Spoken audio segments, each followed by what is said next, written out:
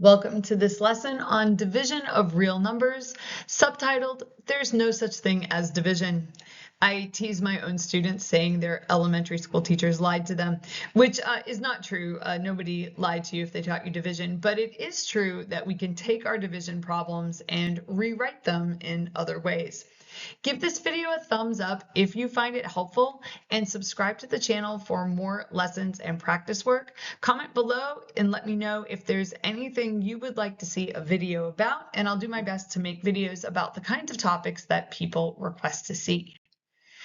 We're going to start with a review. If you haven't seen my video on subtraction, please go check that out. We go into a deep dive into this concept here, where subtraction is defined as adding the opposite.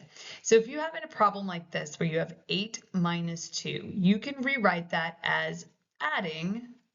So the subtraction becomes an adding, but instead of adding a 2, you're going to add the opposite of 2, which is negative 2. And that requires that you remember what opposites are. So 2 and negative 2 are opposites.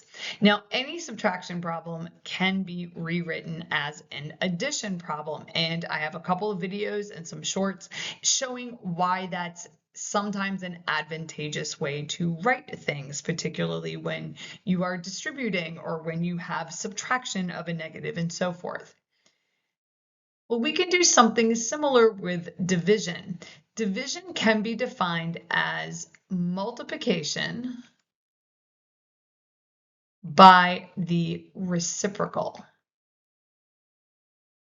And so we can take any division problem and rewrite it as a multiplication problem, just like we can take any subtraction problem and rewrite it as an addition problem. So we do need to recall what a reciprocal is. A reciprocal is essentially a flipped fraction. So if you have your fraction, you can flip your fraction over, and so your numerator becomes your denominator and vice versa. And those numbers are called reciprocals. So here are a couple of examples of reciprocals. We'll take a look at a few. Let me see, what do we have here? 2/3. Okay, so if we have the fraction 2/3, the reciprocal of that would be 3/2. Now notice I'm using an arrow there. I'm not using an equal sign, so you don't want to use an equal. Equal means that what's on the left has the same value as what's on the right, and these definitely don't have the same value. So I'm going to use a little arrow just to indicate that I am doing something there, but not an equality kind of thing. The reciprocal of 1/4 would be 4/1. And so what did I do there? I put an equal sign. There we go. You don't want to put the equal sign? Just kind of gave you a sermon on that. 4/1, or you might say just a 4. And then if you have an integer, you can take the reciprocal of the integer, but what you need to remember is that 3 is 3/1. And so when you write the reciprocal of 3 will be 1/3. And so we've got this idea of reciprocals here. So let's illustrate this with a few examples. Suppose you had 8 divided by 2. Now, I think by the time you're watching this video, you know that 8 divided by 2 is 4. But let's practice that rewrite.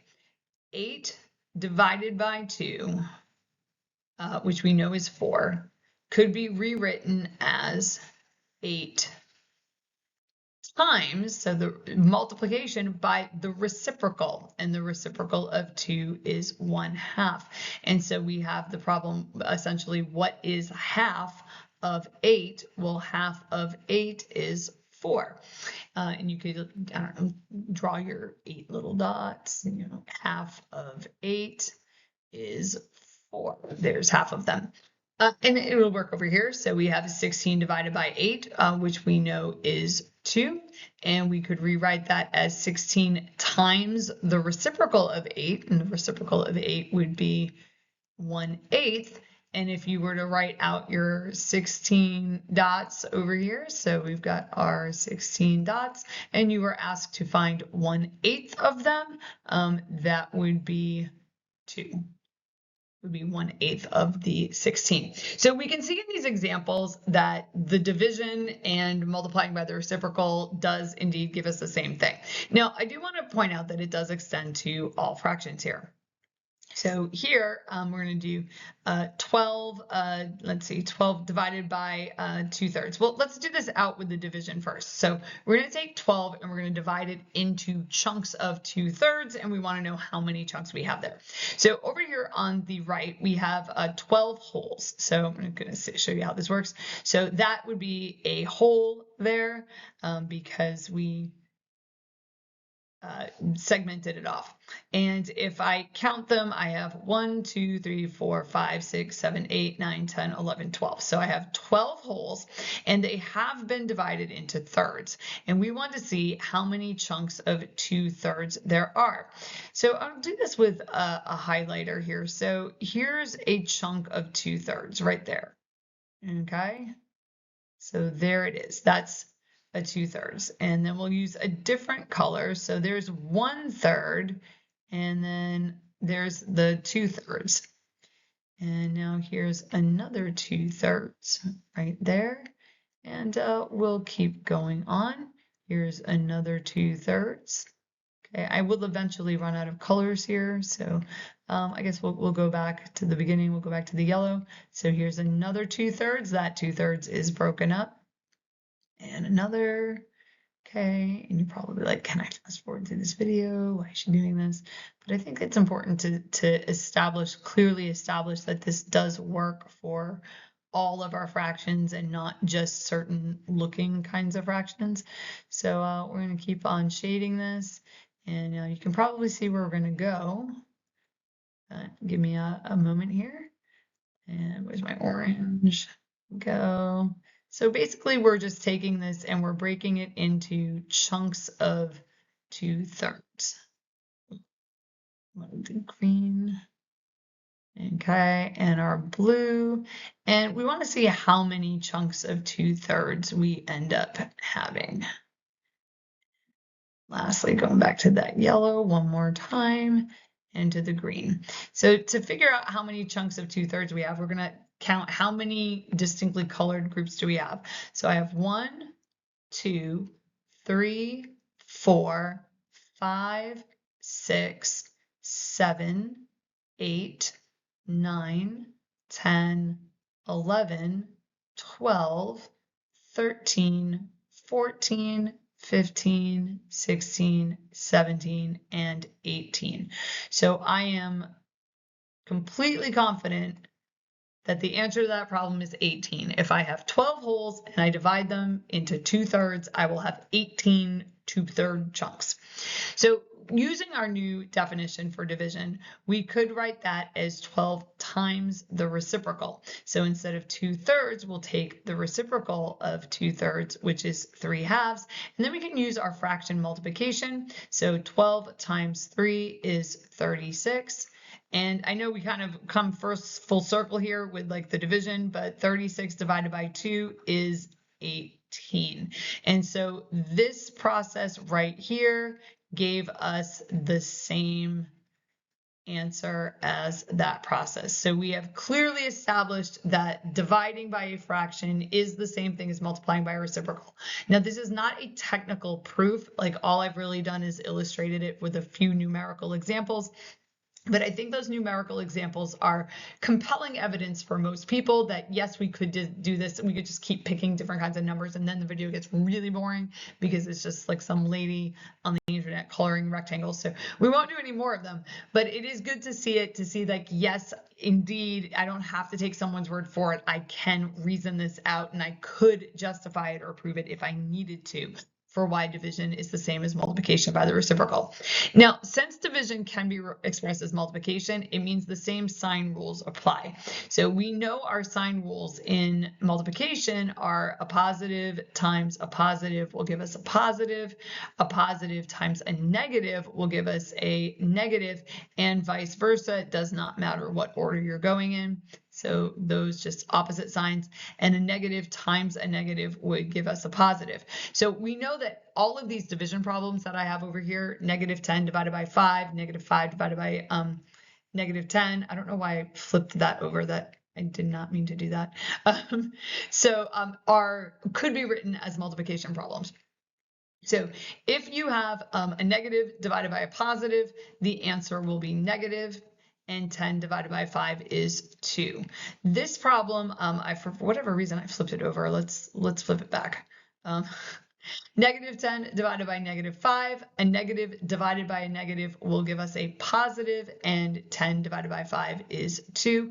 Just for reference, this would simplify into positive 1/2, okay, just because it's there. Positive divided by a negative, when you have the opposite signs, will give you a negative, and 10 divided by 5 is 2. Now, I want you to notice a couple of things, that these two were equivalent, so having the negative in the numerator and having the negative in the denominator, whether it's a negative that you're dividing or a negative that you're dividing by, both yield a -2. I'm like pointing with the pointer, but I don't think that comes out in the video. So, whether you have the negative in the numerator or the denominator, so again, what you're dividing is negative or what you're dividing by, both of those come out to the -2. However, if both of them are negative, we would end up with a +2, again, because we're working under those same sign rules. Now, note what this shows us about the placement of the sign when we have fractions. -1/2 is -1/2. If you put this in a calculator, it would tell you -0.5. We could also divide by the negative, because this is just division here. So it doesn't matter which of the two numbers is negative, like you would end up with the same spot. Or you could just say -1/2, as in the value of the fraction is negative. Each of these three, if you were to put them in a calculator, would tell you -0.5. Okay, all three of those. But notice right here, we have it is not equal to.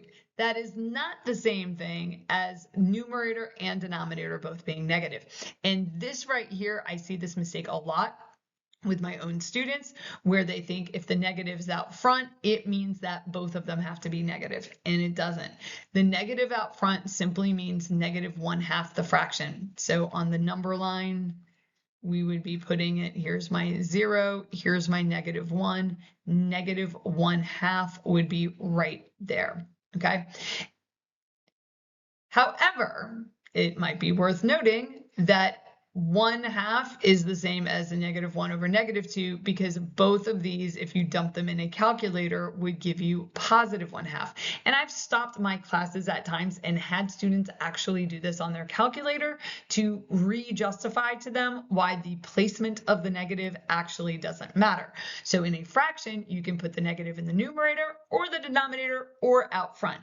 Realistically speaking, these two are the most common. So the most common ones are the negative in the numerator and the negative out front. Those are the most common ones we see. We don't typically see the negative in the denominator of a fraction, but that doesn't mean that we never see it. In fact, there are some cases where it is advantageous for us to put the negative in the denominator. But just for reference, usually it's those two on the ends there. Now, this will come in very, very, very handy when we begin graphing lines, which is a little ways away in your algebra journey at this point, but is something that we'll be doing. And there's a certain aspect of lines that we express as a fraction a lot. And this will give us multiple ways to express the same aspect of the line. So when we're trying to graph them, we might want the negative in the numerator, or we might want in the denominator. It depends on the problem. And this will give us some flexibility to say, well, I can kind of move that negative to wherever I want to move it. And it really comes back to your understanding of division and real numbers, and whether you understand the sign rules for operating with those real numbers. So let's consider a few simple expressions before we close out this video. So we have 10x divided by 2/3. That can be written as multiplication by the reciprocal. So 10x times 3/2. And if you wanted to continue simplifying that, you want to remember that this is actually 10x over 1, and we would multiply our fraction straight across. So 10x times 3 is 30x. And 30 divided by 2 is 15. So you could carry that out all the way. And I am aware that we get to a point where we end up dividing anyway. So we could go here and say, like from here, and say that was 30x times 1/2, or 1/2 of 30, which of course is 15. So if you wanted to kind of take that little detour, you could. Don't feel like you need to. Next one, negative 2x times, and then we'll flip our fraction over. And then multiplying straight across, negative 2x times 4 is negative 8x over 3. And I would leave it there. I have a lot of students in my upper level classes that will continue to want to change stuff over either into mixed numbers, which like you don't need to do, or they think that there's something wrong with that. They'll try to change that to a decimal, and really you can just leave that as is, negative 8/3. It's called an improper fraction, but like there's nothing wrong with it.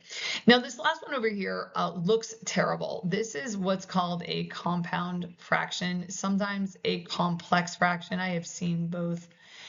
So compound fraction, handwriting got a little messy there. And that's when you have a fraction and then the numerator or the denominator, or both numerator and denominator for both fractions, and they look awful. I tell my students, I am aware that this looks awful. So if you need to have your 5-second freak out about the fact that you have fractions inside of a gigantic fraction, you go for it, have your freak out, and then I'm going to show you that it's not that bad. So the trick to dealing with these is a rewrite on the symbol. So this is, you could read this a bunch of different ways. So you could say 1/2 over 3/10. Or you could say 1 divided by 2 over 3 divided by 10. Or we could say 1/2 divided by 3/10. And that's the one I want to go with. So I want to draw your attention to the fact that that fraction bar is simply a division symbol, and we're going to replace the division symbol. So if I read that as 1/2 divided by 3/10, I could rewrite that as 1/2 divided by 3/10, and right off the bat, it doesn't look as bad. That one little rewrite in the middle there just makes it look so much better. Now we can engage our definition here. So multiplication by the reciprocal. And then we can multiply straight across. So 1 times 10 is 10, and 2 times 3 is 6.